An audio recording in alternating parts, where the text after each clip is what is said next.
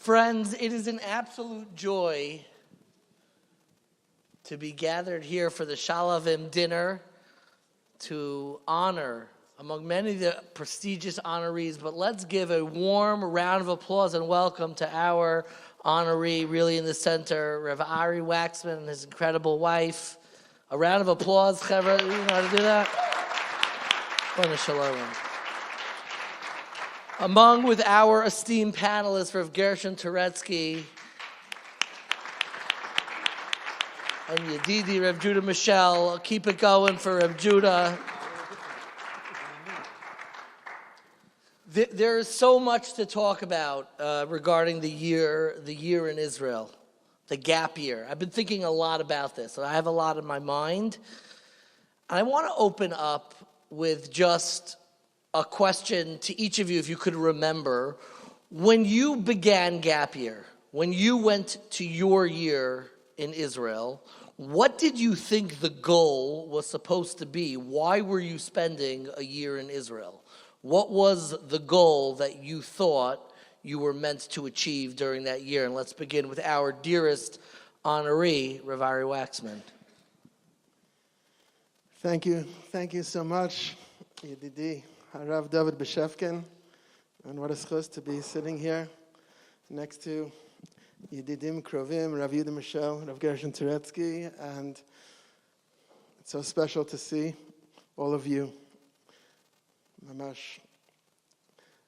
As far as the question, for me personally, and I'm coming from that place today specifically. What I mean by that is this morning, as we were speaking about before, and I was at the levaya of my 10th grade Rebbe, Rav Yeshua Kalish Zatzal. I went to Yeshiva Far Rockaway for high school. The privilege of having a close kesher with Rav Yeshua Kalish.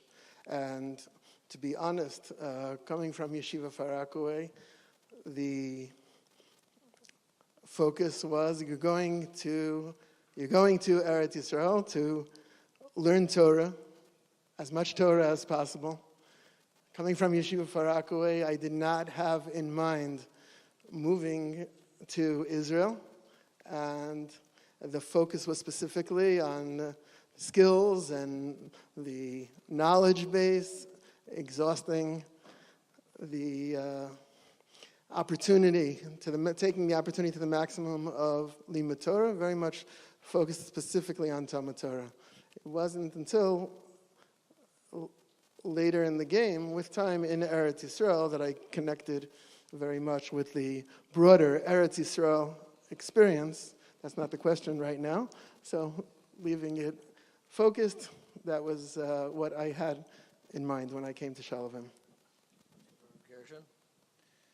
Okay, thank you very much. And I just want to say that it's nerve-wracking being on the panel with three of the greatest, best, and brightest alumni of Yeshivat Shalom. I feel like I got drafted by accident to the All-Star team. I was like the last man in the pickup game. I don't know what's going on, but it's a great privilege and a pleasure to sit amongst. And the people in the audience also. I have so many Rebbeim who are out there in the audience, so I appreciate the opportunity to speak in front of them. I think for me, the goal was... I'll take it back a step. I remember when I was after 10th grade, and I went to Camp Mesorah. It was the only year that Rav Yammer was in Camp Mesorah. He was in an American camp, and he gave us shir. And I was very moved by the way that he spoke about Yiddishkeit, the way he lived Yiddishkeit. It was very inspirational. And fast forward 2 years later, when it came time for the Shalom interviews, and Rav Yammer asked me, he said, at the interview, he said, "Are you ready to learn Torah all day?" And I was overwhelmed by the question, and I gave him a very, very honest answer. And I said, I don't know if I'm ready to, but I want to learn Torah all day.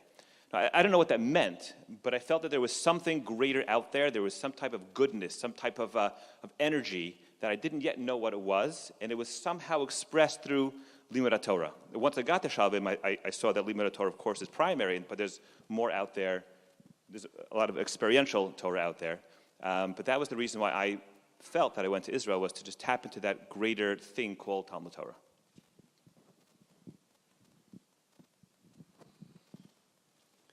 Ditto on the introductions. Big time. I remember when I was in 12th grade, my parents sat me down. I was the oldest in the family. I'm the oldest in the family. And the first of our immediate close friends, my parents didn't have that many close friends whose kids went to yeshiva or seminary. Remember, to them, when the first couple of friends' kids came back a year or two before us, it was like an anathema to my parents, like, what is this? What happened here? They came from outside of it's called the Orthodox organized community, and it was just like a bizarre kind of thing. So the framing of the year in Israel for me was very different. My parents said it was a decision, it was a choice between going to like Binghamton to college or going to yeshiva. My parents were very deliberate about saying, it's up to you. You can decide what you want to do. You can go to college or you can go to yeshiva. But if you're going to, but you think about what you want in your life when you get older, not just think about what you want for this year. It wasn't to them, it wasn't about a year in Israel or a gap year. It was, well, what are you doing with what's your existence? What do you want to be? And I think that going to yeshiva, the decision was just because it was more Jewish. It's not I wanted to be more Jewish. I certainly didn't want to learn Torah all day. That wasn't part of the language. That wasn't in the milieu. That wasn't what any of my friends talked about. And the different programs I was concerned. I went to every presentation. I didn't know or have a real idea of what the goal was of being in yeshiva. My parents hadn't learned in yeshiva. I had two very close friends who were a year older than me who were in two very different yeshivas. And I remember that what drew me toward Shalom was just that the language was very Jewish. And I remember being excited that there was there was Hesder, that there was going to be soldiers there. And it didn't really occur to me that there was going to be that much learning. I mean, I didn't get into Shalom also. I have to say that. That's my third Shalom dinner with a microphone. I want to say it each time. No, I was starting off here. And part of the reason was because I think that I wasn't aligned with that language, meaning like I wanted to have a great experience, and I wanted to grow, and I wanted Yiddishkeit, but didn't know the exact details of what that entailed. So it kind of came in a little bit blind with that, but ultimately that was the language that my parents were speaking, and that the Rebbe in the high school, and when Rabbi Goldscheider, who I spoke to about it, was the Rebbe who really resonated with me was, this is a very Jewish place to go, and it was going to be a place where you're going to have the most buttons pushed in Yiddishkeit. I think like that was the goal.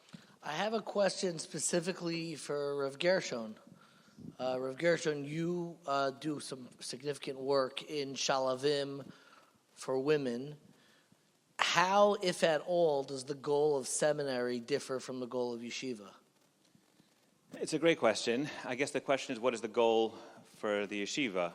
And then we can figure out what the difference is. I mean, if the goal is serious Talmud Torah, so that's certainly a goal for their Talmidos. If it's a matter of connecting, that's certainly the goal. I think that different aspects of Talmud Torah present themselves different ways in a yeshiva and a seminary. But the overarching goal of Torah learning or being inspired by Torah learning, I think, is very much the same, I think, in line of both institutions.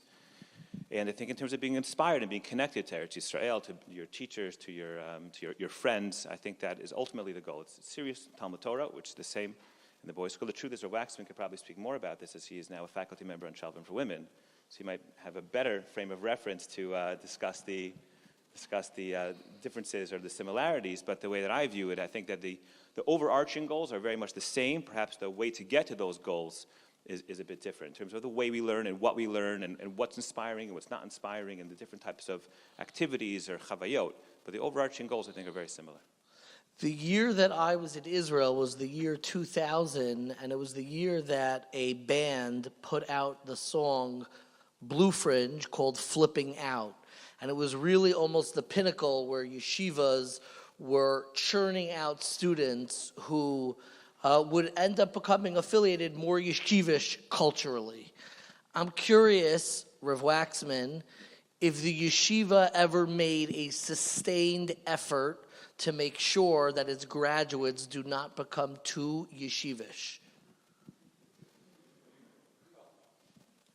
In addition to Blue Fringe putting out the song Flipping Out, I happen to have on my resume, I'm the son of the Bal HaMachaber of the book Flipping Out. Correct. So it's a topic which is close to my heart, and I think that from the yeshiva perspective, I'll speak for myself as a mechanech in Shalom at that time. I think that I was in tune to the things that were being said with there's a tone of criticism there, and it's always important. It's important to benefit from criticism and to think, to reevaluate, is there something that we should be doing to make sure that the product of the yeshiva is more wholesome, if that needs to be, and if not. In the areas, it's a good opportunity to look at ourselves in the mirror and question, not because of boxes and labels, but here there are people that are saying things, and let's look more carefully and make sure that we are Shalom with everything that's going on in the yeshiva. And I think it was an opportunity for that to take place. So in that sense, it was healthy. I don't look at anything specific, any specific changes that took place, but I do think that there was, I think it helped the maturing process of the mechanchim in the yeshiva. Rav Judah, when you were emerging in yeshiva, I want to build on this. There was a new element that began to emerge where people began dressing perhaps more in Hasidic garb, or some people grew beards, and parents could get nervous. You don't want a brochure that has faces that like, oh, I didn't send my kid to Borough Park or to Satmar. For you, what role do you think marketing, what effect do you think the marketing of yeshivas has had on the actual experience within yeshiva? I mean, you need parents to come, and you want to advertise to parents. What restraints, what opportunities does that imply for yeshiva when you need to advertise to get the kids to ultimately come to the yeshiva? Meaning, is it a Ponzi scheme? Is it like the eight CDs for a penny in the back of it? Meaning, are you being sold a bill of goods? I'm asking, how did you adjust if there were parents? Meaning, when I was in Shalom, you're asking when I was. No, when you were not a different yeshiva. I checked my LinkedIn before I came to see my experience. But when you were in a different yeshiva in your year in Israel, there for sure were parents who would be concerned. This is what's happening. It's a fair question. It's a true question, and there was a lot of tension, and there is a lot of tension in that, appropriately so. Meaning, there's a system. It's a business algorithm. I'm glad you framed it as marketing, because in the end of the day, there's an ecosystem called the centrist Orthodox, S. Daniel Abraham, Red Sarachek, I don't know, whatever, the ecosystem that kind of all works with different social pressures and different values. And often those expectations on a communal level, sitting in Lincoln Square Synagogue, on a communal level, on a cultural level, on a social level, and certainly in a family level, there's a disconnect between what they're hoping and expecting and thinking about, and then what the product that's delivered when a young woman ends up in seminary, a young man ends up in yeshiva. My grandmother still refers to every yeshiva that I've ever been connected as Rabbi Factory. I mean, that's the way that she sees it. Now, it might not be fair. It might be an issue in hasbara. It might be an issue in public relations and marketing and translating and bridging the gap between what people think it is and what they hope it'll be. But yeah, a yeshiva and a seminary has to be very, very careful with the way they're things. There is a little bit of I don't call it a game, because it's called life, of navigating. Like, yeah, we're gonna take your kid who is in a modern Orthodox co-ed school where Yom HaTzmaut and Yom HaZikaron featured prominently, and you're gonna come to a yeshiva or to a seminary where many of the mechanchim don't align with those values. They don't daven in shuls or send their kids where they daven for the state or send their kids to serve the state in that way. And they're going to be the primary influences on your kid's life, and you're spending $30,000 a year to give us that privilege to do that. And there is an agenda on that side, and there's kind of this tacit wink-wink understanding that like we're kind of getting into this. And it's not speaking specifically to Shalvim, you're asking in general. And yeah, there very much is that tension of here we're presenting the picture of our chesed activity, and the picture of our tiulim, and the picture of our forward-facing that kid who went to join the army and moved to Lev L'Chayal or whatever it is, and the mitzias might be on the ground that the majority of the staff are not aligned with that, but we have to sell that. We kind of have to say that because those shul rabbis and the parents are going to say, "What are you doing?" And that tension is something that I over the years have had many conversations with parents and with rabbeim and with peers and with friends and struggled with myself. I don't know if I exactly answered the question or validated the question, but there's certainly a tension in that. The same way there is that same tension when we go out dating or presenting a real estate opportunity. We always kind of get dressed up for the photo shoot and present something aspirational, and then the facts on the ground sometimes are a little bit different, and those different market forces are a little bit different. Let's continue with that, and I want to hear from each of you on this, but we could stay with Rav Judah for one moment, and we'll go leftwards. Under what circumstances have you ever told, if ever, a student to slow down during their year in Israel? Do you have any specific memories of a student who you took aside, had a real conversation with, and said, you need to slow down or this is not going to work? I had that conversation, Rav Waxman had that conversation with me in 1995, in November of 1995, literally. It was literally 1995, and to the point that there was a ribui or, there was an exposure to something so exciting and so different and so new. I was in a very Jewish, very beautiful home and had wonderful experiences with, I came to Yeshiva and all of a sudden people are on fire. They're davening, they're singing. Like Rav Yammer said, you should hear the walls, crying out the honor of the Kutch Brich. I don't know if I was hearing that, but I was reading books and meeting interesting people and going away to unbelievable place for Shabbos, and it was on fire. And there was a ribui or, there was a light that was so great that the vessel was just not able to match and contain it, not necessarily in the formal, structural Talmud Torah realm in every aspect, but there was an immersive Jewish thing happening. The Jewish muscle was flexing, and there was a lot of farbringing going on. There's a lot of exposure to like really phenomenal Torah personalities, and it was very lit up from that. And Rav Waxman had the wisdom and I'd say also the strength to pull up and say, hey, it's getting a little crazy over here. You want the growth to be sustainable, and you want this to be in a way which is appropriate for you. And I don't remember the exact language, but I do remember the conversation and where it took place. Even my father even came to Eretz Yisrael to say, this is not what we signed up for. And you're gonna. It's like a real intervention. Father intervention. Literally took me out of Yeshiva. Said, pack your bag. This is not what I signed up for. You want to do this? You want to stay here? You want to be here? Great. Go to the army. Go to college. But this is not part of what our vision for you. And I'm not paying for this. I'm not supporting this whole experience of the way that you're taking this. And it was a very difficult, but very dramatic, but also very responsible and appropriate. It was a real moment of achrayus that I learned, and that very much is in my head when I made all those mistakes again when I was in Rebbe in Yeshiva, and just like pouring gasoline on the fire and like saying let's go.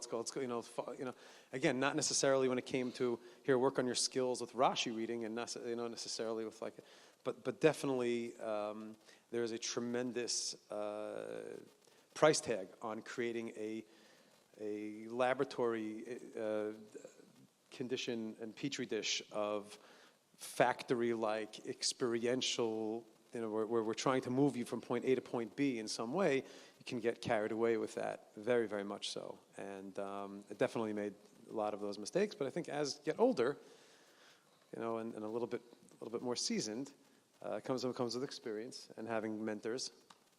I had these conversations many times with Waxman. I think like as people get older and a little bit more. Can I bring Rav Waxman into this? Rav Waxman, do you remember that conversation with Rav Judah the same way? In general terms, I don't remember the specifics of where it took place. I remember the Ruach HaDvarim.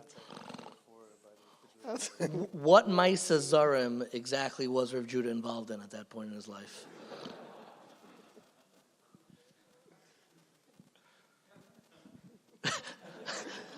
Were there other incidents aside from Rav Judah that you recall pulling somebody aside and saying, you got to slow it down, pump the brakes? I think that in general,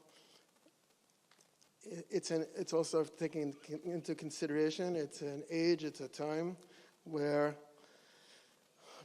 guys, girls could be prone to advancing sometimes with too much intensity, and therefore this is a phenomenon which all of the rabbeim are aware of, and all of the rabbeim relate to the Talmidim in a manner which is very healthy and balanced. Every year in the yeshiva, Rav Shlomo Zalman's line of what is a successful Ben Torah is something which is always mentioned. A successful Ben Torah is someone who eats when he's supposed to eat, sleeps when he's supposed to sleep, learns, and smiles. I think that looking back, you raised that point going back to early 2000s, I think there's been in general, in the yeshiva world in general, more awareness of the importance of mental health and stability and advancing in a way which is grounded, which will last. So I don't think I think I'm very proud of the way that Shalom manages this issue. I don't think it's something unique to Shalom. I think yeshivas in general are, I think it's a good thing, are much more aware of this. And if I mentioned before, to clarify, 20 years ago, there were voices of criticism towards certain issues in this realm. I hear less I don't know, maybe that's within Shalom, I hear less criticism. It's difficult. While you were speaking, I was trying to think of a recent case of a parent that was very upset with what was happening with their son in yeshiva. I think it's much more rare than it used to be. We were the golden age of parental outrage. It was a wonderful time to have kids in yeshiva. I could think of multiple incidents within a very short period of time. Ner Yisrael 8, the person who used to give halacha classes, when you posted the transcript of the question answer, and they asked Reb Schechter if we could use shavers. It outraged some part of American Jewry. I don't remember what or why. For the record, it wasn't that I posted it. That was my introduction into the world of internet. That was this is 20 years ago. It's a rookie mistake. He posted the question answer with Rav Schechter. It was not a wise choice. I went into the world. I didn't have a computer until 20 years ago, until 5764. I remember, I think of first or second email, I remember sending Rav Judah an email, to see, does it work? Am I going to get something back on the screen? Faxes. I was sending faxes. And it was right around then that, I don't know how you know what, maybe, I don't know how it got out, but we had the list of questions for the Haselach HaRav to Rav Schechter, and then somebody posted it on a website. Yudi Akar. It wasn't me. Unsubstantiated rumor. A wonderful graduate, alumnus of Shalom, who Baruch Hashem, I have a great kasher with, and I learned a lot about the internet from that story, to the importance of, this is real, everything is out there, but to take us to now, I think that, as Rav Judah was saying, there is a lot more transparency. People are aware. While on the group chat, I just saw yesterday what was served, a picture of what was served for dinner Thursday night. Parents are aware every step of aware of what's happening every step of the way, and therefore I think that there's less of a disconnect. And Rav Gershon, I was wondering if you could answer that question specifically in the context of seminary, meaning what are the circumstances in which you would notice that you need to go up to somebody and say, you need to slow down? Okay, so just to comment a little bit on what we mentioned before, that was the golden age of parents in terms of how they react to certain things. I do like that, and I kind of, in some ways, I wish we were back to that, because, that tension, I think, connotes a certain growth that's happening that's beyond expectation. So now I think it doesn't happen as much, and I'm not saying it's necessarily a bad thing. It doesn't happen as much because I think that at this point, most of the students who are coming, at least to Shalom for Women, have already gone through the year in Israel. A lot of the parents are my age. I know their parents. So they've gone through the year in Israel. They had this amazing growth experience. So they expect it, and they welcome that growth. And certainly when you come to a place like Shalom for Women, it's very self-selecting. You know what you're getting yourself into.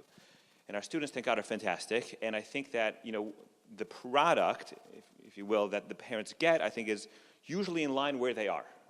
And so sometimes I wish I would get more complaints. I'm not welcoming complaints. Please don't complain to me. I wish I'd get more complaints about why does my student want to move to Tzfat and be a shepherdess, as opposed to there's a cracked tile in the Chadar Ochel. You know what I mean? Like sometimes the perspective has changed to almost like, I expect it to be a certain way, it should be a certain way, and the things that are unexpected are not the things that I would necessarily like them, the unexpected things to be, if that makes sense. I totally understood, and it's an excellent point. One of the paradoxes of teaching a year in Israel is that your entire life is dedicated to the growth of a very specific demographic.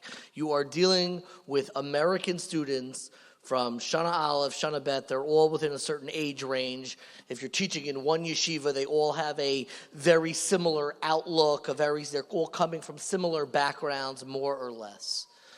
And one of the paradoxes of teaching in such a environment is that your focus on growth can lead to you, the teacher, becoming very static, very trapped. All of your growth, all of your sense of self is wrapped up in two very specific ages and with problems and issues from a very particular place. What have you done in your own life to ensure that your Avodas Hashem, your relationship with God, continues to evolve and doesn't get trapped in the segment of the population you spend your lives trying to reach? Rav Waxman.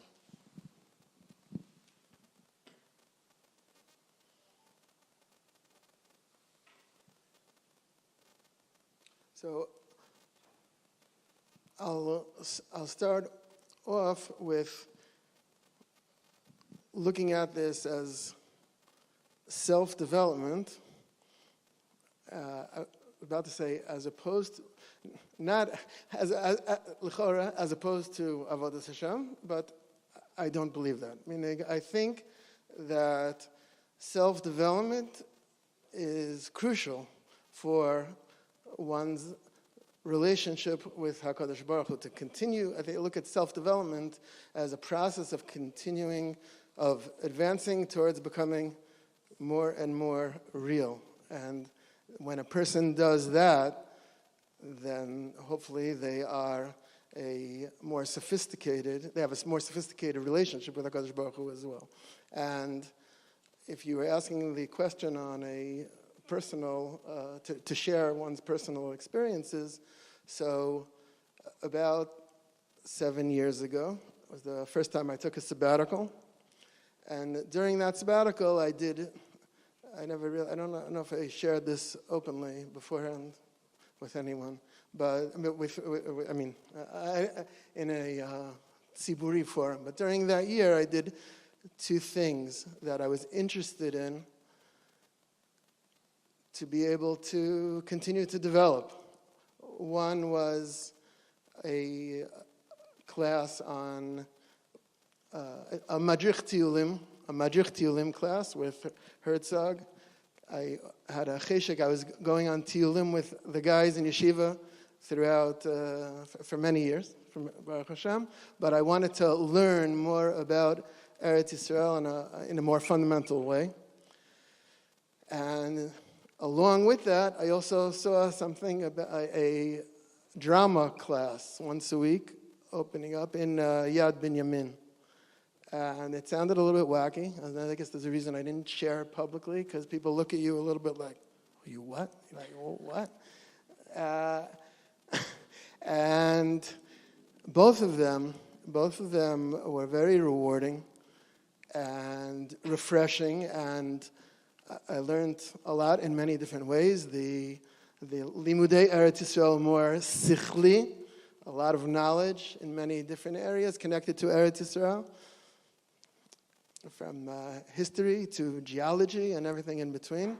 And the drama classes were very, very rewarding, very meaningful in terms of, again, it's a whole separate excursus. In terms of unpeeling, taking off layers. I said it sounds funny because the world of drama, acting sounds very chitzoni. It sounds superficial. You're putting something on. But the reality is that to be able to give across, to express something on the inside, you have to be able to be comfortable taking off external layers. And it was something that I felt that I needed to do, I wanted to do. I was naturally very shy. When I was younger, when I used to go to people's houses for Shabbos, in Yeshiva, I'd go to people's houses for Shabbos, and I was very quiet. I got to the sound of silence was something that I connected to very much naturally, that zone of shtika, of silence. But being able to speak up, being able to express something from the inside, that was something that in those drama classes, it's a little bit of a navardik, to put it into Musar terms, a little bit of a navardik avoda of letting the ego go, not caring as much what people say. And that was something that I enjoyed very much. And I feel, coming back specifically, sorry for the arichos, but coming back, I feel that as a machan, I think that it helped me as a machanich afterwards. It was refreshing as well. And again, both because specifically of what I learned, and in general, just as I started off saying, I felt that it was a process of self-development, and therefore, in terms of my relationship with HaKadosh Baruch Hu as well, I felt that it added depth, zehosif omek. I remember when I heard that you had begun taking those classes. I found it extraordinarily moving, though I'll be honest, you've always been, since that time, you've come off a little bit more Hollywood than I think a lot of people just like, okay. Rev Judah.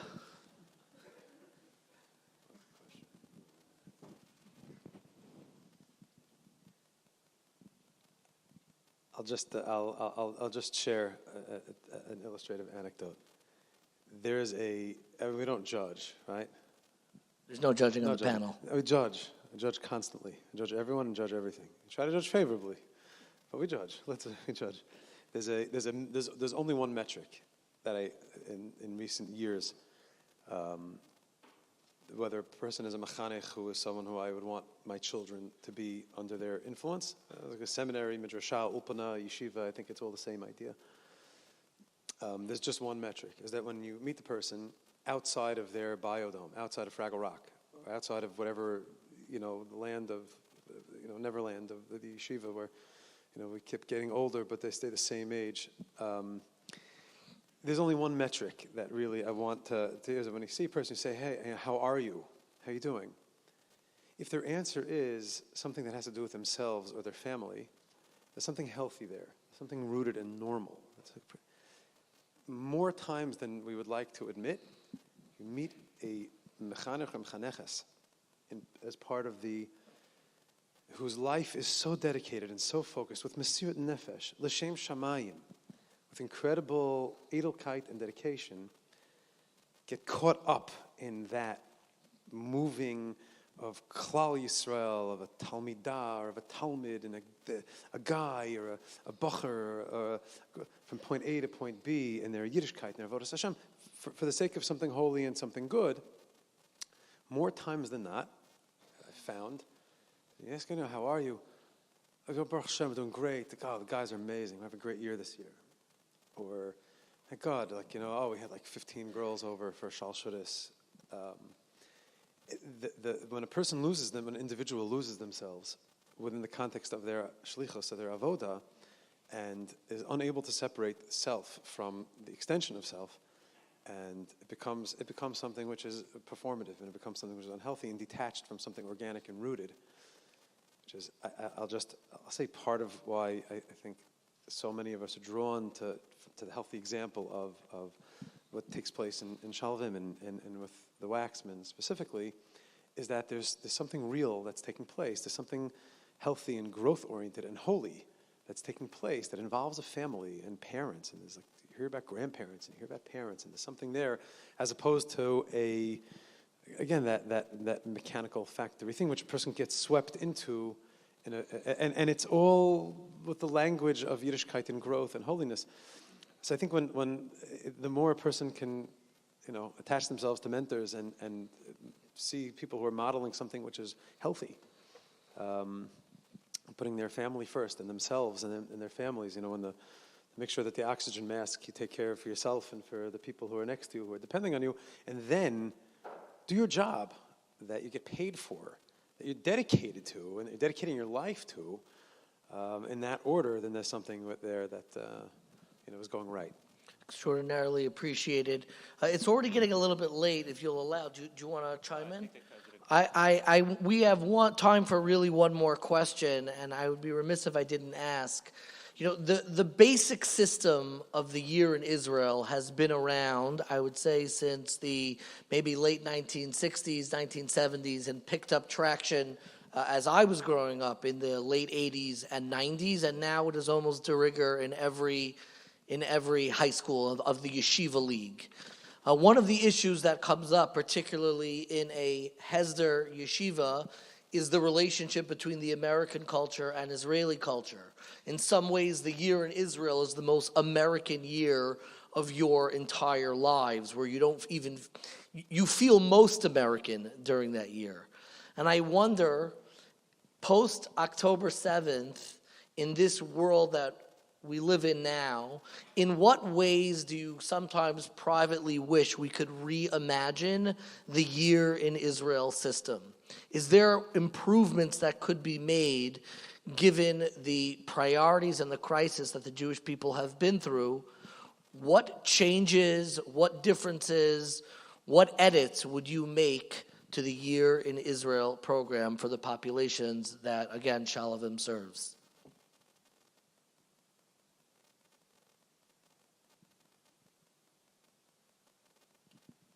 You're saying specifically post-October 7th? Specifically post-October 7th. It could be, say, business as usual. Let's keep it going. Or at any point post-October 7th, did you feel, wait a second, we're getting all of these kids for a year, sometimes 2 years. Is there a way that we could reimagine what this is?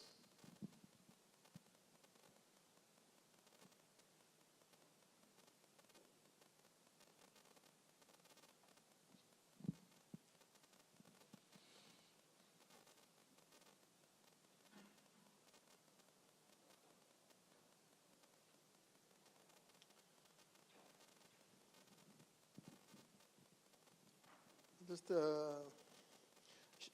share a couple of brief thoughts in different directions connected to this. Number one is that,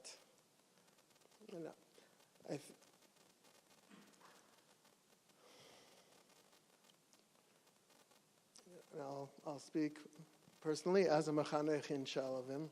Definitely one of the top goals one of the top goals that I see of the experience that the boys that are coming up from Chutz La'aretz to Eretz Yisrael is to have the boys, I want to do whatever I can to make sure that the boys fall madly in love with Eretz Yisrael. Whatever that is.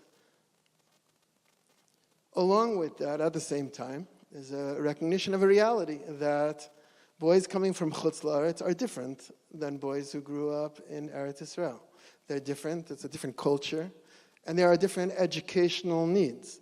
And they're coming from different systems, and they're in different places.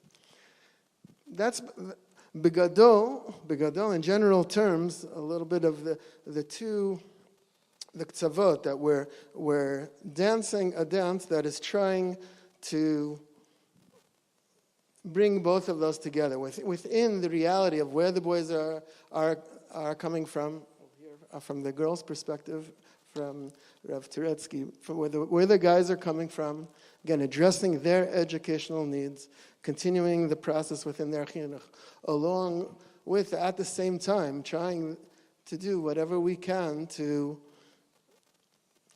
enable them to know Eretz Yisrael, in different aspects, whether it's the land or the people, to fall in love with Eretz Yisrael. And I think that every boy is different, and there is in Shalom an awareness of the fact that I think that the Rebbeim do a great job, an excellent job at not lumping all of the Talmidim together and seeing who is who and enabling different Talmidim to maximize their experience in different ways. It's a challenge. It's a challenge, and something that I think we continue to think about. I can't pinpoint a specific to your question. Post October 7th, is there something specific that we see that we're interested in doing differently? No.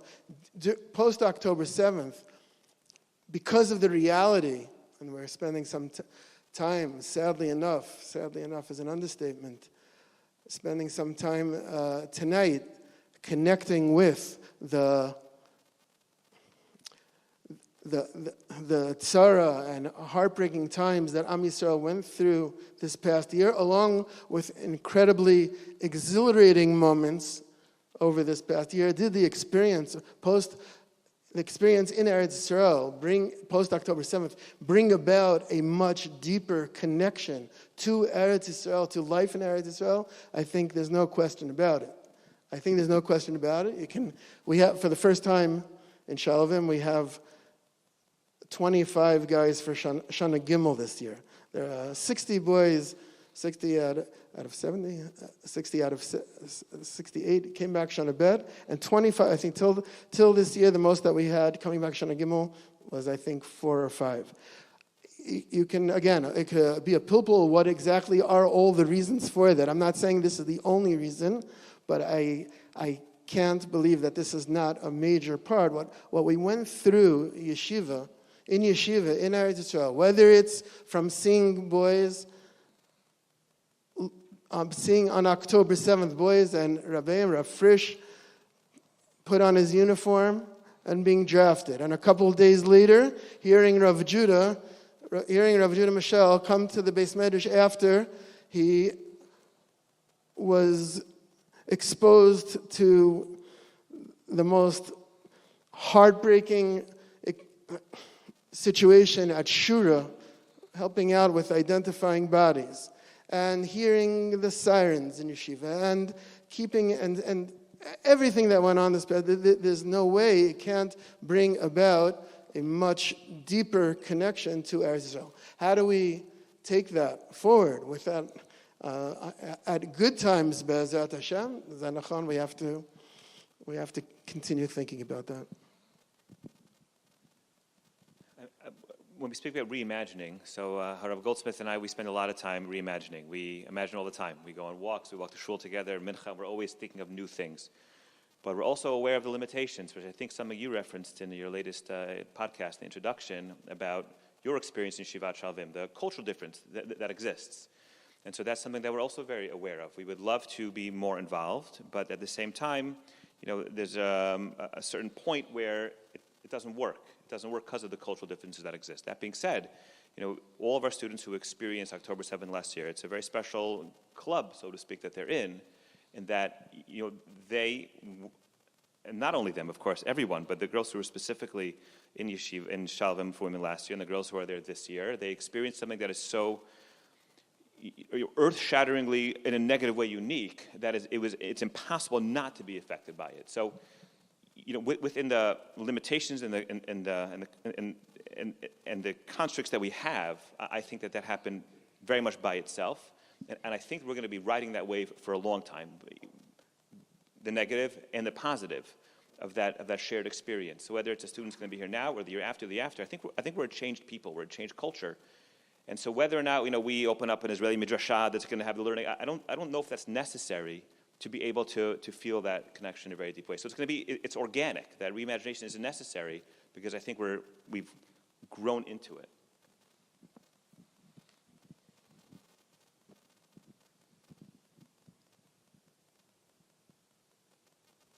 I think this is a question that needs to be asked on every single level of every part of our Jewish life, culturally, socially, religiously, our shuls, our schools, our elementary schools, our high schools, yeshivas, youth movements, summer camps, yeshivas and seminaries, bevadai. We have all fallen victim to our groupthink, our exilic 2,000-year-old defensive stance called conceptia, where we are stuck. We're stuck in a self-limiting notion of what we are as a people, of what our Yiddishkeit can be, of what we can accomplish as individuals and together as a society.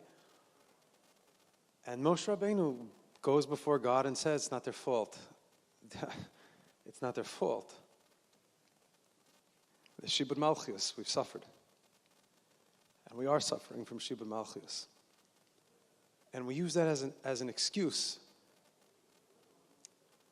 why we haven't gotten the ball over the goal line of what God's intention is for the world, which is a new world order, which is Mashiach, which is a Beis HaMikdash, which is not just like, we have sovereignty, but l'sakin olam b'malchus Shaddai, to be a light unto the nations and to build Eretz Yisrael Hashlema.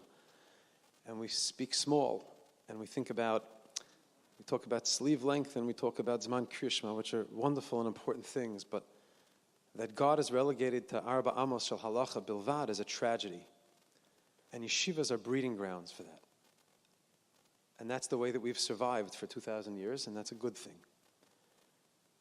But if all we could do after Simchas Torah is think about moving the needle a little bit this way, a little bit that way, and there is a practical side of it, then we're just mowing the lawn and we're just kind of kicking the can down the road and hoping that somebody else is going to come up with it. And the answer is that maybe it's not institutional obligation. It's not the responsibility on the Menahalim and the Menahalos and the principals and the thought leaders and the conferences and the alphabet soup, so to speak, of organizational life, who've the ones who've kind of perpetuated it to get us out of it. There's a ruach, there's an intuition in the nation of Israel that's awakened, that's different than it's ever been before. And shame on us if we aren't ready to burn everything to the ground, to reconsider everything about the way we serve God, about the way we treat each other, about the way we see other Jews, the way we see our responsibility to the world, the way we envision our curriculum, the way we envision our personal service and our sense of peoplehood. And chaval, it would be a moment where God is presenting us with an opportunity to move forward together with Him to fulfill this in a different way. And chaval if we don't. And I don't think that it's going to be taken, the dereg medini and the dereg politi and the rabbanim, the gedolim. It's not coming from them. It's coming bottom up, ground up. It's coming from a new generation that has everything ahead of them. And there's great promise in that. And that's taking place whether we like it or play along with it, or the moetzes or the board or our own self-limiting concepciot of what we can be and what we can accomplish, because we have parents and we have schools and we have this and we have that. All of us in our own way, it's happening. The Ribono Shalom's plan is coming to fruition. And it's taking place. Whether we are able to handle it or not, that vessel is shattered and it's changing and the light is emerging. And it would be great if we would be able to catch up with it a little bit, but by the time we catch up with it, it's already going to be at its next step. Amen. We should see that Hadnira v'Hanigla Einenu, that final redemption. If you'll allow me, I always conclude my interviews. I know you guys think I'm not asking the rapid fire questions. We're already way over time. But I always end, when I interview on 1840, the final words I always say is stay curious. Stay curious. And if you'll allow me to just for one moment to say some hakaras hatov to my Rebbe, Rav Waxman, the person who nurtured the holiness of curiosity, the holiness of I'm not saying asking questions, but being curious about the world, about Torah, and approaching it. The person who first, I think, saw that, nurtured that within me, and showed me that curiosity is the holiest of midos, is Rav Waxman. So really our ability to come here tonight to honor you, your work, and our yeshiva. I am so grateful to Rav Waxman for being here tonight, and to all of our panelists. Thank you all so much. Nobody here knows how to clap, but we'll learn. I have no idea what they teach you in Israel, but really it has been such a privilege and pleasure speaking with you tonight, our panelists, Rav Gershon, Rav Judah, and of course Rav Waxman. Thank you all tonight. The dinner is beginning downstairs. No, I have an interview with Rav Waxman. You know my... I want to do an interview on